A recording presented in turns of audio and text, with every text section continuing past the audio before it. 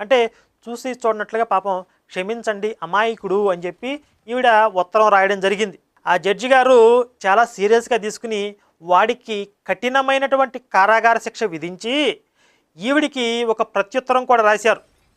మీ స్థానంలో జీసస్ ఉంటే కనుక ఈ పేద ప్రజల దగ్గర డబ్బును దోచుకుని మీకు ఏదైతే విరాళ రూపంలో ఇచ్చాడో ఆ డబ్బుని మీ దగ్గర ఉంచుకోడు, తిరిగి మళ్ళీ పేదలకు ఇచ్చేస్తాడు.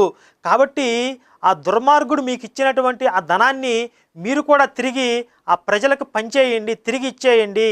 ఈ చార్లెస్ కీటింగ్ మోసం చేసినటువంటి ఆ వ్యక్తుల వివరాలని నేను మీకు అందజేస్తాను అని చెప్పి అతను తిరిగి మతమార్పిడి తెరీసా గారికి ఉత్తరం రాయడం జరిగింది. మళ్ళీ ఆ ఉత్తరానికి ప్రత్యుత్తరం మాత్రం ఈవిడ దగ్గర నుంచి వెళ్ళలేదు. ఎందుకు వెళ్తుంది? అమ్మో డబ్బులు తిరిగి పే చేయాలి కదా, తిరిగి చెల్లించాలి కదా. మేము అంత అమాయకురాలమా ఏంది? మతమార్పిడి తెరీసా ఇక్కడ ఉంది, డబ్బులు తిరిగి ఇవ్వడమే